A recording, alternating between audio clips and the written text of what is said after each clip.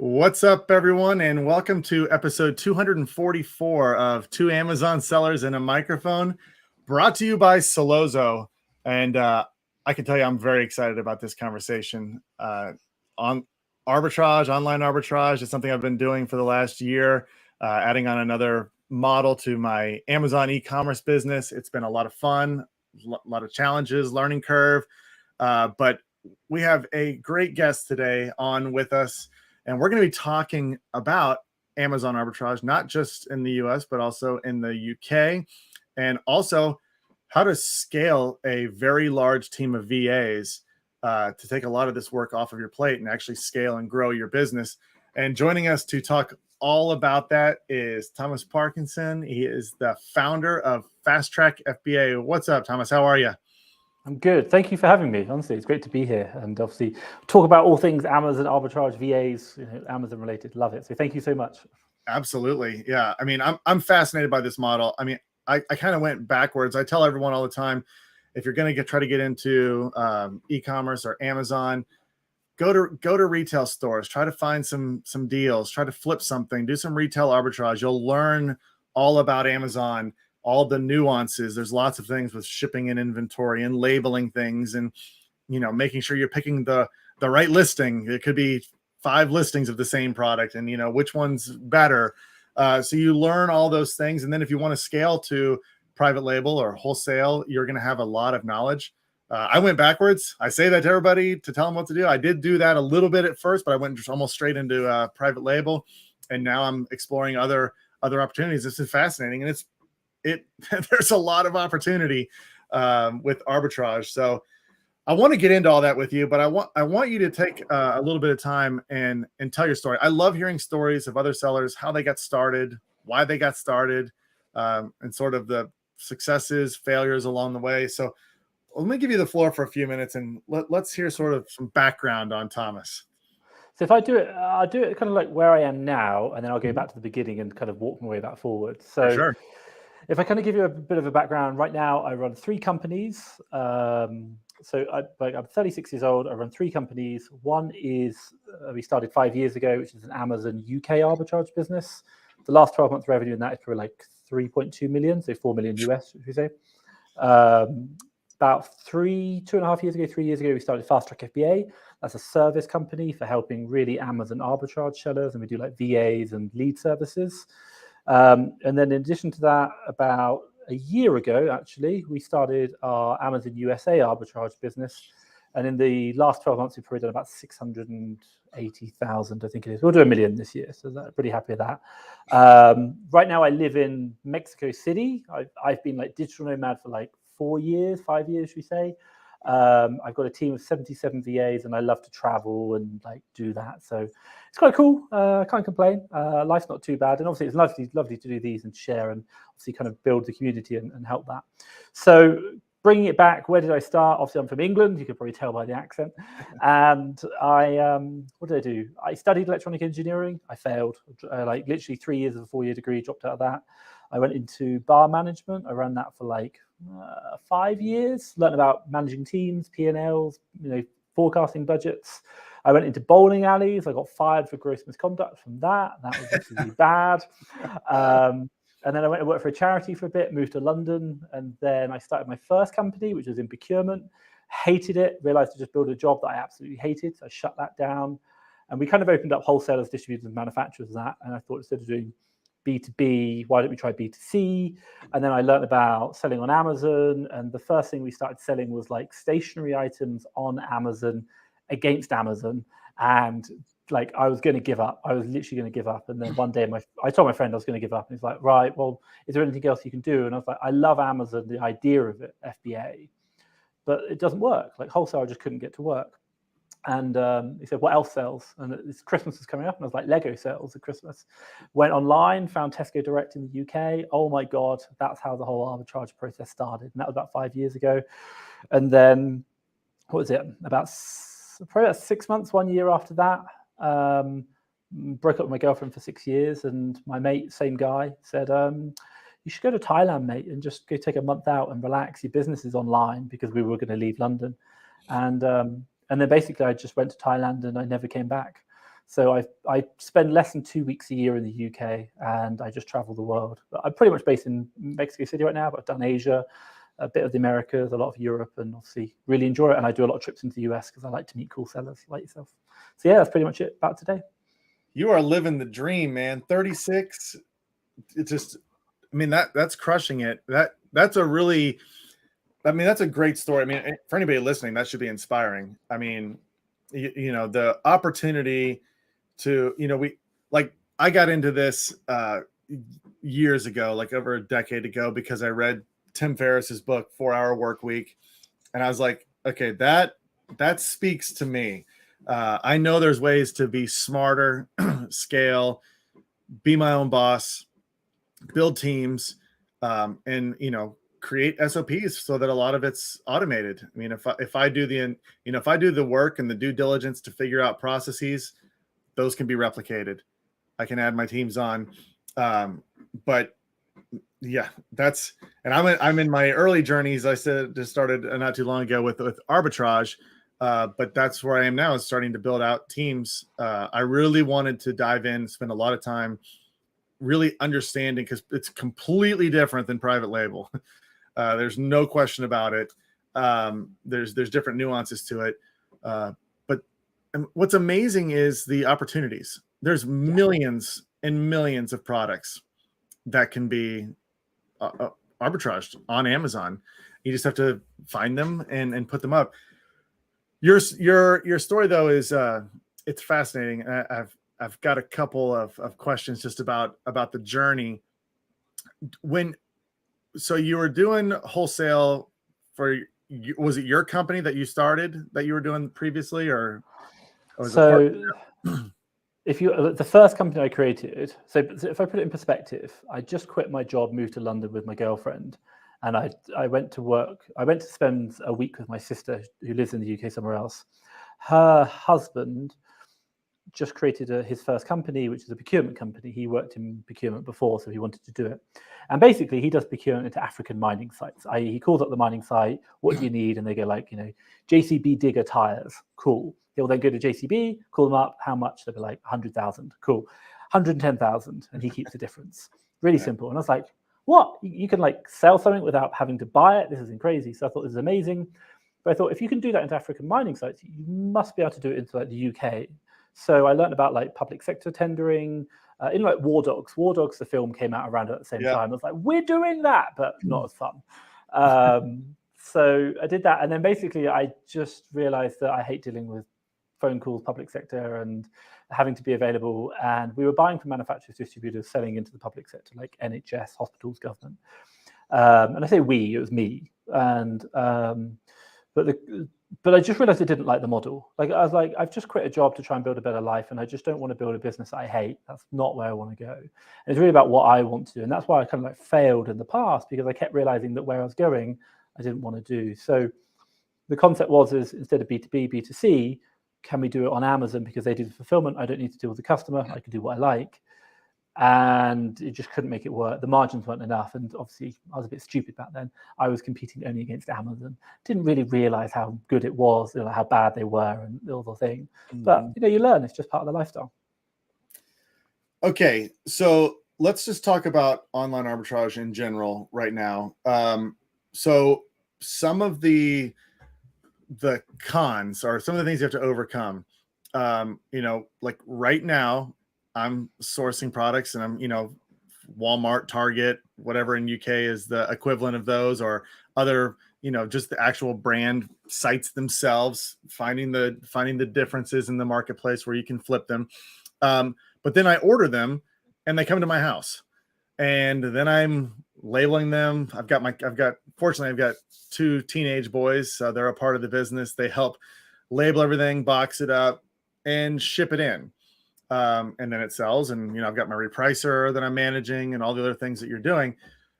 So there is a lot of manual, I guess, labor, I would say, involved in that. So obviously the next step is scaling it to where you've got maybe a prep center or something that you're working with that does that. How did that work for you? I mean, I'm assuming right now, especially if you're arbitraging in the United States, you've got prep facilities, et cetera. What does that look like for you? Did you start out doing it the same way and then you started scaling it, or was it always like to a prep center right from the get-go? The UK, when I started 5 years ago, I did a couple to my house just to kind of see what it was like. And also some of them, they won't deliver to the prep center, you have to do it. But I lived on like a third floor apartment in London, and it was never going to happen. So I found a prep center. They weren't really a prep center, doing e-commerce. And I was like, any chance I could ship these things to you? They were doing some prep for me in the procurement side before, so they carried on, which was really good. But and then we just transitioned straight out. Like I was like, this isn't scalable. At the end of the day, I don't add value by sticking labels on or receiving things. It's not where I add value. In the US, for example, when we started about 12 months ago, I went into it like 100%.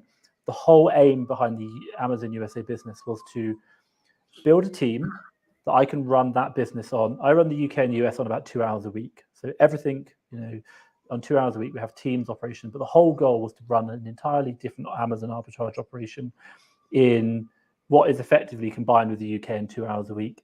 And it can grow without me. That was a very important requirement.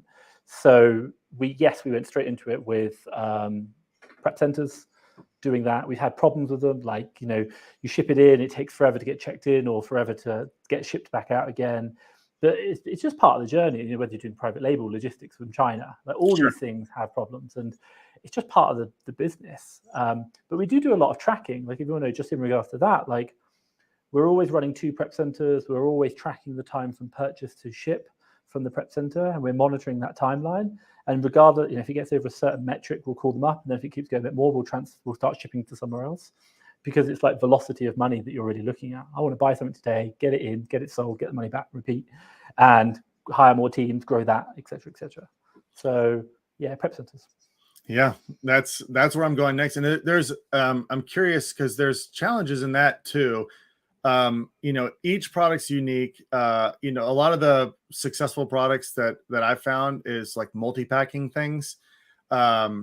So training a prep center on, or, even the things like what Amazon requires, if it's, does it need bubble wrap? Does it need poly bagging? Getting the labels on in the right place. All of those things are so critical. How did you work with the prep center to make sure that, because do they know? They're just getting orders coming in all the time from you. How do they know how to prep things properly for you to ship it in? Interesting question.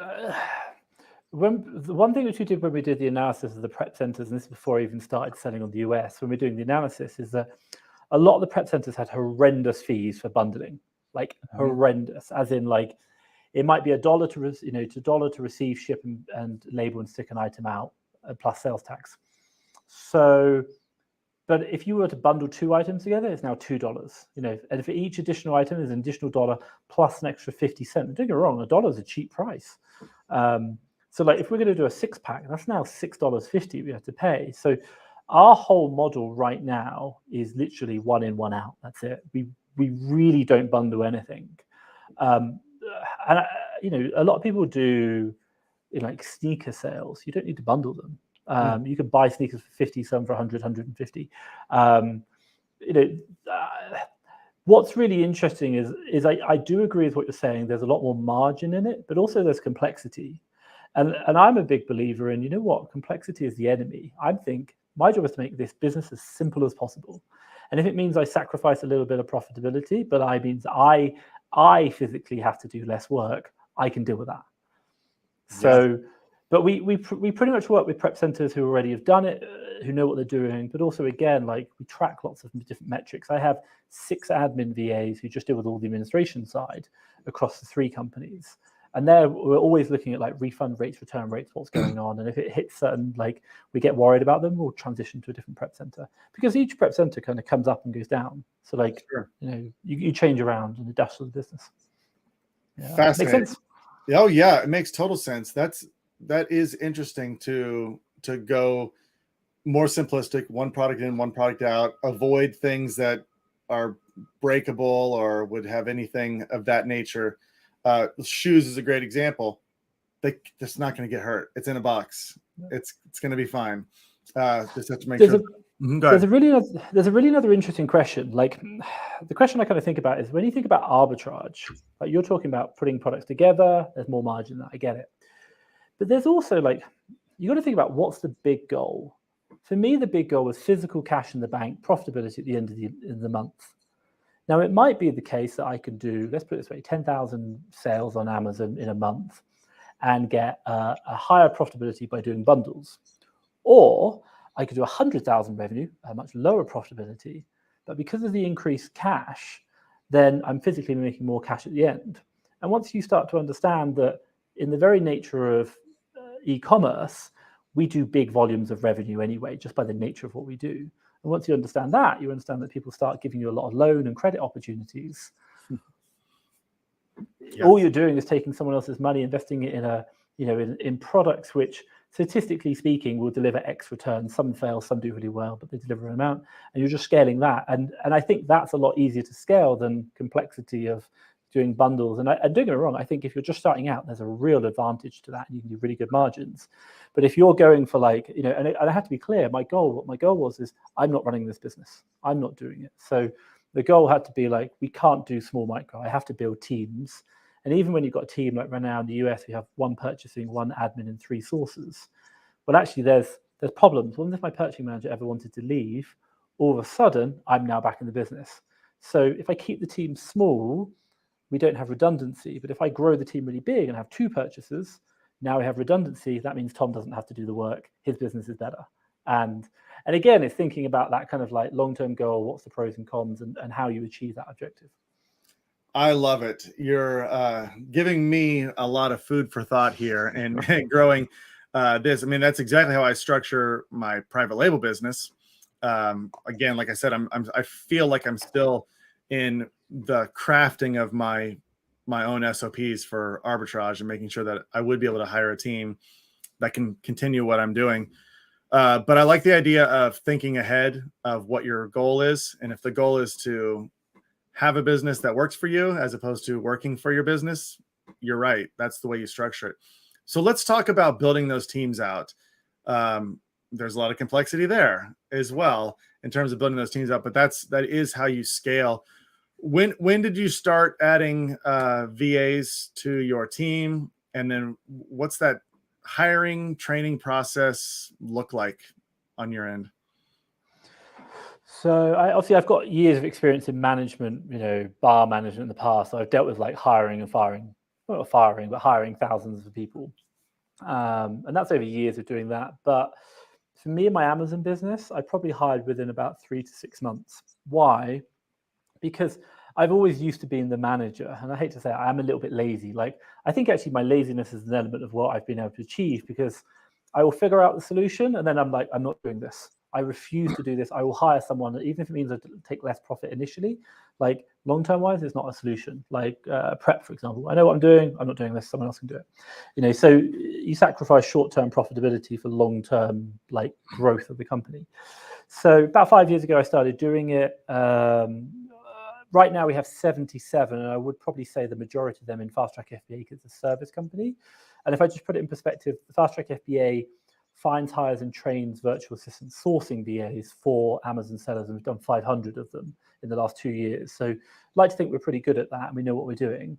But if I just talk about the USA business, because I appreciate like 77, and even my UK business is quite large, but the USA business that we've been running for a year, we always went into it of the mindset of like, we need to build a team, we need to get it growing, and I did it in a very structured way, which I think would be great for all the viewers. So at a very fundamental level, what did I do? Because I knew I wanted to get out, the structure I was always looking to achieve in the USA business was 1 purchasing manager, 1 admin, and 3 sources. And on that, we'll probably do $1 million just on that structure of 5. And they're all Filipinos. So $1 million in revenue. We're doing, I think, about 130,000 a month, 120, 130,000 a month right now. So definitely well on our way. And so the structure, I think it took me about 5 months to get out of the business completely, 100% hands off. So the way it went was, obviously my other company finds, hires, and trains VAs. So we spoke to them and got 3 sources. Now they basically do the recruitment, they train them on all the sourcing side for 7 days. And then they come over to us, and when we get 12 weeks of aftercare support. So if I get any problems, I just drop them a message and they'll jump in and do like, one-on-one calls and support. So really what we did is 3 sourcing VAs straight away, and we just wanted to get sourcing up. And what I was doing was a bit of admin and purchasing. Like once a day, I'd sit down with all my 3 VAs. You shouldn't do it this way, but I did it this way. You should do it one-on-one, but I sat down with all 3, and I have a very clear structure of all my teams. 5 minutes chit chat. I want to know how they are, how they're getting on in their life, non-work. I'm not talking about work. Right? I want to hear like, how did you sleep? How's your family? What did you do over the weekend? I'm looking for non-verbal cues about their problems with their life, because we all know it. VAs run away, something happens, and I'm like, it's that 5-minute conversation which makes you a person, not a boss, and it's the 5-minute conversation which tells you there's problems with your team that on a personal level that you need to deal with before you can get on with work. If the team are happy, fantastic. So I did that, so 5 minutes, and then we do set the goal. So for us in our sourcing VAs, we always say month 1, 2 to 5 deals per day that we buy. I don't care if you find 1 million deals, I care about what I buy. And let's be clear, even if it's a good deal but it's out of stock, I haven't bought it, doesn't count. I have to physically be able to spend money on it, and it's spent and it comes, that's it. And if it doesn't get delivered, I haven't bought it, it doesn't count in the retrospective. So 2 to 5 deals per day. Month 2 is 5 to 8, and month 3 we transition from a deal to a spend target. So we kind of literally just did that. We sat down every single day, went through all the deals, talked about it, how they performed. And then I pretty much did that for about 2.5 months, every single day, about an hour a day, and then an hour of spending. So a couple of hours a week, a couple of hours a day. And then about 2.5 months, we started to identify one of these people we quite liked. So we thought, right, we're going to promote this person up to a purchasing manager. So I had a conversation. 3 months is about the probation period. And then we got another VA to come in. So they joined the sources, and this one started stepping up into purchasing. And we do, like I've done this before. I have 6 purchasers in my company full-time. Everyone's full-time.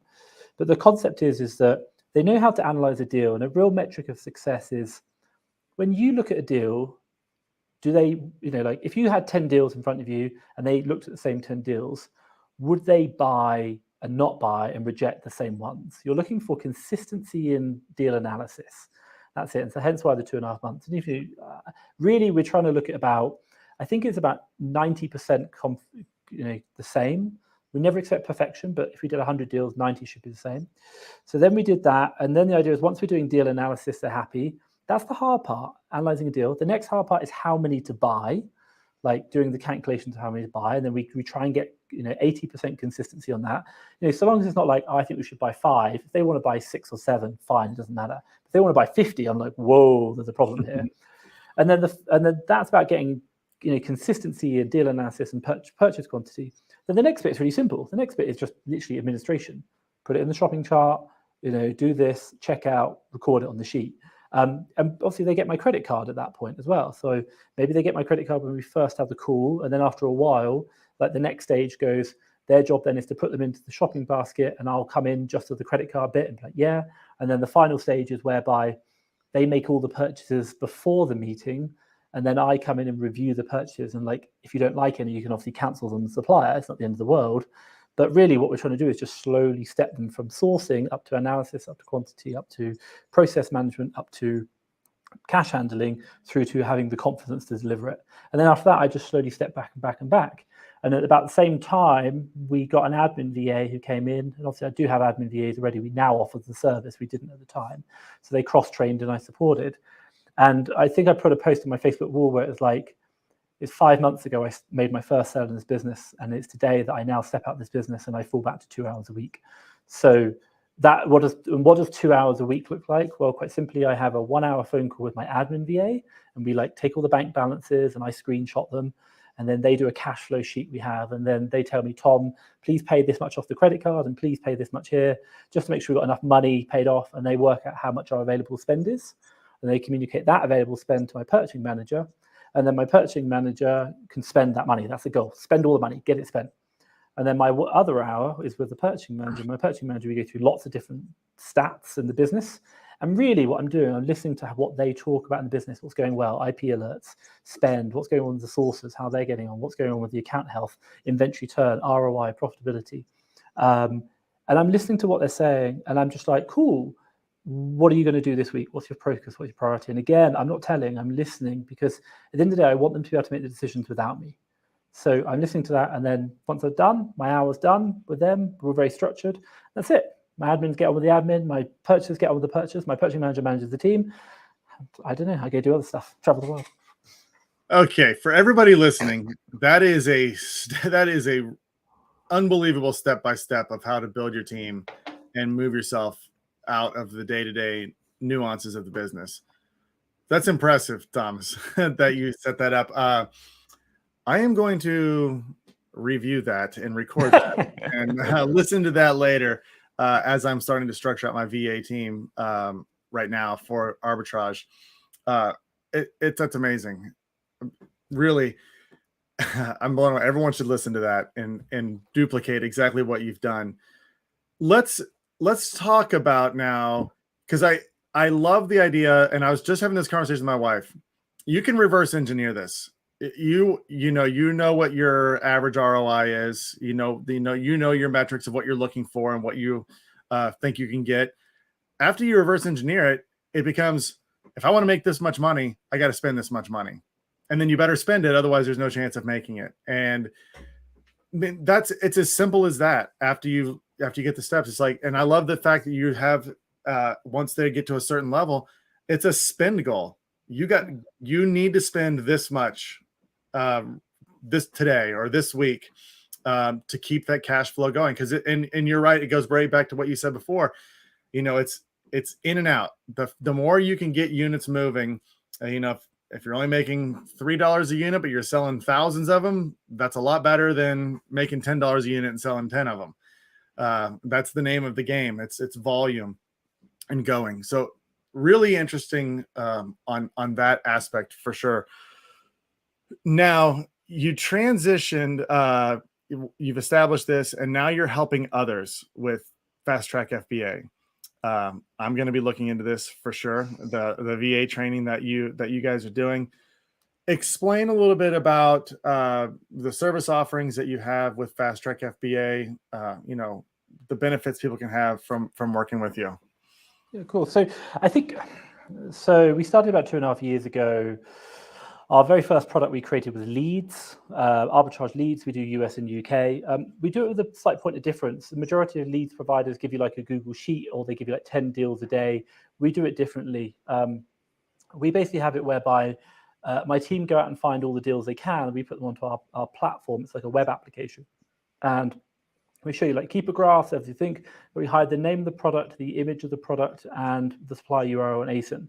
So we do all the analysis on our platform first. You can type in all your costs, see the keeper charts, add in your fees, see all the competition. And then the idea is you come in and you pick and choose the deals you want. Like if you don't want any deals today, you don't have to buy them. If you don't want them this week, it doesn't matter. If you want to go buy 20, 50 deals, you can buy them. We have a lot of deals available.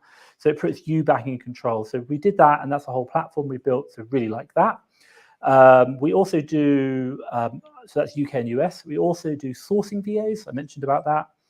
The value proposition is you pay a one-time fee. In the US, it's I think it's 850 US. And the idea is that we find, hire, and train. We do Philippines only at the moment, but a sourcing VA for you. We'll train them on Keeper, ASIN Zen, RevSeller, whatever tools you have. We train them on that to your requirements. And once they sign off our training, they're now yours. And then for 12 weeks, if you get any problems, you can just drop us a message, and my whole team, we have a massive aftercare team who will jump in, support, do follow-up training. We have weekly support calls with clients, because we realize that it's not just about having a great VA, it's about building a great company, and about you as leaders in your business, managing great people. And the whole concept is this is what we do in our Amazon business. We copy it, we create a service, and we sell it to our customers to allow them to do it as well. And we do it at scale, so it works quite well. So we do all that. We have like incentive schemes that we can show you, or like the whole kind of workbook that goes behind it to really support our clients. Right now, I think on average, we have about a 2.3 ratio of like each client has 2.3 VAs from us. So it kind of shows that it works. It's not like they buy it once, it doesn't work. They keep coming back. So it's really good. We've also just started doing an admin VA service, whereby we find, hire, and train an admin VA, 12 weeks again. They do, the one thing I love about my business, if I just tell you, every Monday we do cash flow. I have an hour chat with them. They literally do cash flow management, and then they ask me accounting questions, and I give them the answers. And then after the first Friday, after the 15th of the month, My admin VAs have a live call with me and my ops manager, and they present to me my balance sheet, my profit and loss, and my variance of zero, my accounting software, QuickBooks or Xero, versus Amazon. So we see what the true P&L is and stock usage versus what Amazon says. And I do nothing for that. They do it all. That's what we train. And I love that. And that gives me clarity. And that's about clarity in your business. What else do we do? We have like something called the Ultimate Sourcing Sheet, which is a Google spreadsheet, which has an API connection to Amazon. And you put all your purchases in there. It allows you to create listings uploaders, work with your warehouse. We can integrate into Amazon as well. But the really cool thing is once we understand what you're purchasing and once we understand what your sales are and your profitability, the sheet automatically runs analytics on them and starts telling you what are your most profitable stores, most profitable ASINs, what you need to restock. At the end of the day, the 80-20 principle, like this stuff is easy, as in like there are some products you are buying or suppliers which have less competition, which give you more purchases. Like if you just spend more time in the top suppliers, you'll statistically spend more money and make more profit. It's not rocket science, and we do that analysis on this. It's really good. I have a whole team behind it who support it, develop it, and you can have live support calls. So if you break something, they'll jump on and like fix it for you. So that's cool. We do that one. What else do we do? We have a couple of like courses, but really they support the admin services, so you can buy them. But most people, we give them away free with the VA services, and then do like YouTube. So we have like Fast Track FBA YouTube channel. We have like 20,000 subscribers, and I think nearly 20,000. We're getting to about 1,000 videos, so lots of content there as well. And that's pretty much it. And I like to go, my like lifestyle by design, my thing is I want to build a cool company. I want to make it into services that help others. And I want to go meet other successful people who are absolutely smashing it in the world, learn from them, copy and do that. And just have fun. Like we play the whole points game, like Amex and do that. So my girlfriend and I just went to like Europe for a while. So, but hey, I'm going off track. So yeah, that's what we do as Fast Track FBA. Well, you brought up that is another huge benefit to a business like this is the points on cards. I mean, just imagine you're spending thousands and thousands of dollars a month on credit. You're paying it off quickly because that money's coming right back. The amount of points and free travel, free hotels, all the stuff that you can do, that's just another completely side benefit. But anybody who's doing this business and they're not doing that, they're not using cards with points, you need to immediately. You'll be amazed at the amount of credit you can continuously get to run with that and the different opportunities you have. So that's interesting. But I love how you said, and that's about all I do, after listing off 10,000 things that are being run through your business. Again, it's very impressive. The lists, okay, this was unique. I subscribe to quite a few lists for arbitrage, and they're exactly like you said. I get 10, 12, whatever the limit is, per day coming in. I can see everything. I probably end up buying 20% of the stuff on the list after I analyze it. And, things you mentioned before, IP claims, bundling, if that's an issue, I'll look and there'll be 10 people competing for the buy box on something that sells 10 units a month. It's like, okay, I'm not even going to go there. I'm going to move on to something, even though it's profitable, it doesn't matter. I can already see no cash flow coming in for a while on something like that, or a race to the bottom and liquidating it on the pricing. Your list is interesting because you said you're hiding the product. You're just giving the data. And then I could just go in there and select, I want this one, this one, this one, this one, and buy those leads based on the data. Yeah. And what's really interesting, and there's two reasons why we thought about doing it this way. Number one, I didn't like the whole concept of leads lists.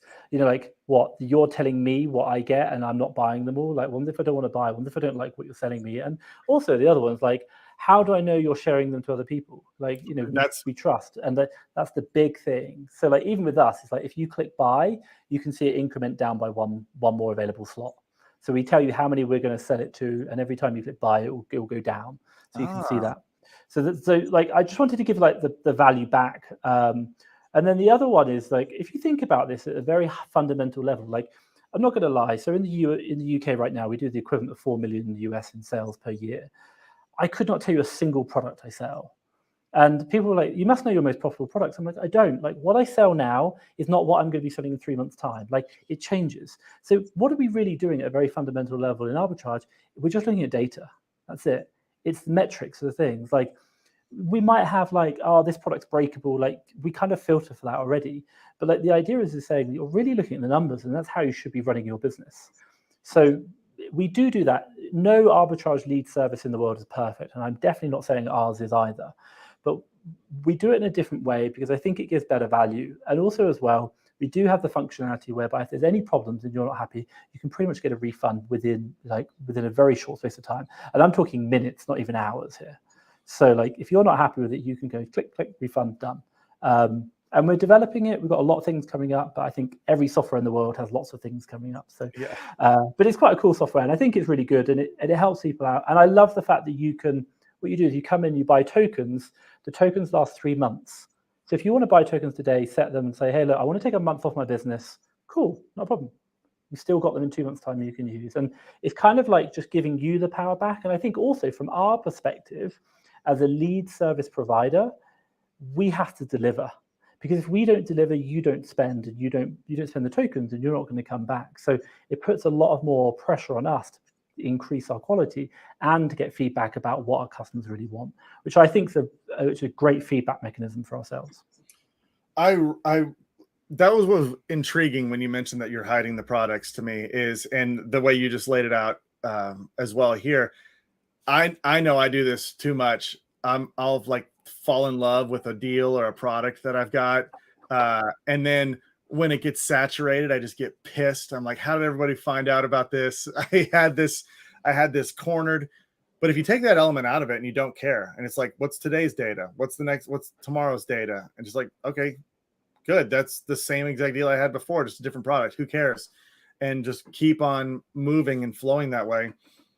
I'm gonna check out your leads list. I'm gonna see if I can take that out of the equation. But it's all like mindset about how you deal with your business. And I think the question comes is like, we all start these businesses because, you know, for varying reasons, a lot of them like, I want to be the boss, or that I need to make money, for example. But we see where it can go, and you're like, at the end of the day, we really want to probably step out of the business to a certain extent. Sure. Like, yes, we probably still want to have an element of involvement. Like, maybe we love sourcing, but you know what? Maybe I want to do sourcing 1 day a week, but I want my team to be able to source 5 days and deliver the cash flow. So at the end of it, once you start thinking like that, you're like, it's just data, it's just numbers. It's a process, it's a formula. This is what we do. Yeah, I mean, and you're one step away from really removing yourself from the business. I mean, at some point, if you wanted to have a monthly call, you could hire somebody that's replicating your calls with your admins. Oh, I do. We already have that. So I actually have, we have the UK business. When I was starting the US business, I hired an ops manager who oversees the 2 businesses. So he is effectively me, and I have the 1 hour call with him now, and he has the calls with the team, and he does everything else.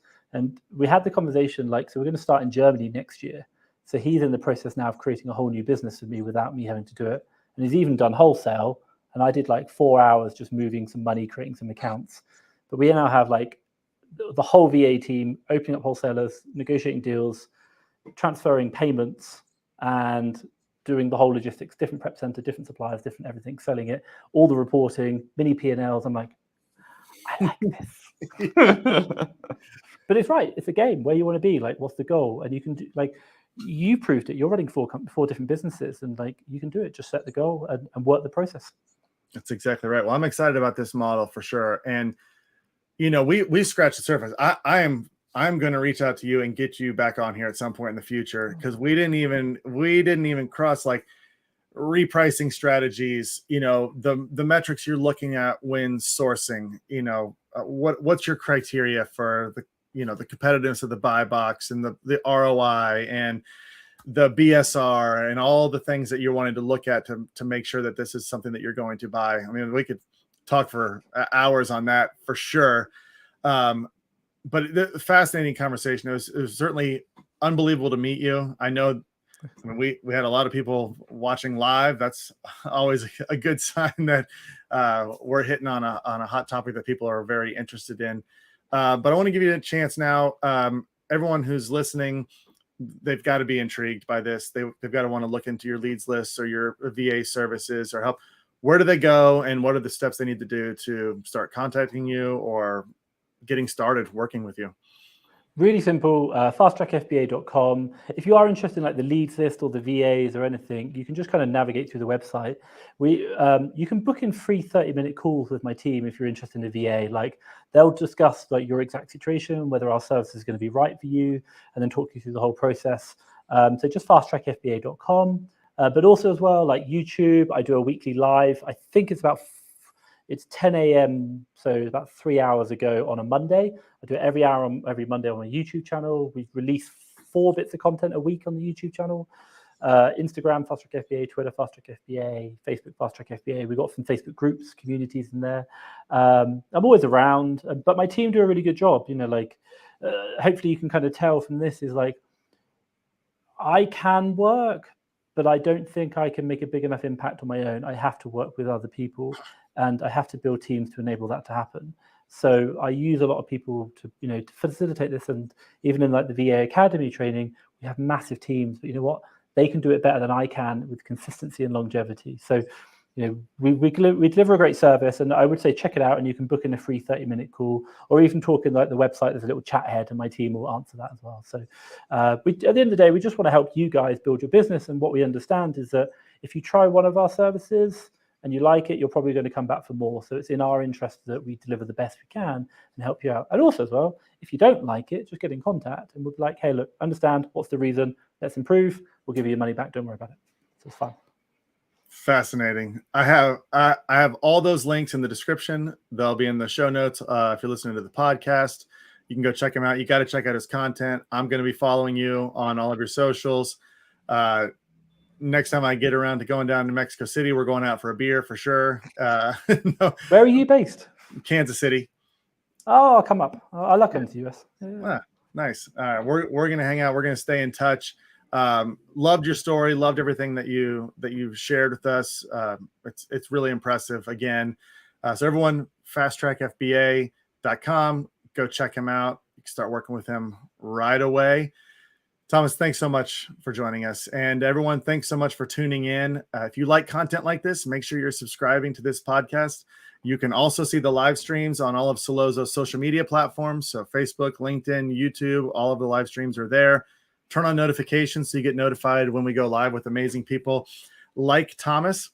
And lastly, if you're currently selling on Amazon, private label, wholesale, any model where you're utilizing advertising, Solozo can help you. Solozo is a platform that can help automate and optimize your advertising.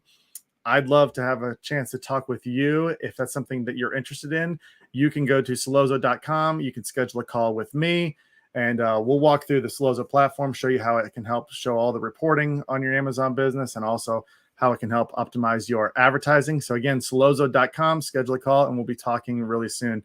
Thanks everyone for tuning in. Thanks, Thomas, for joining us. We will see you all next time.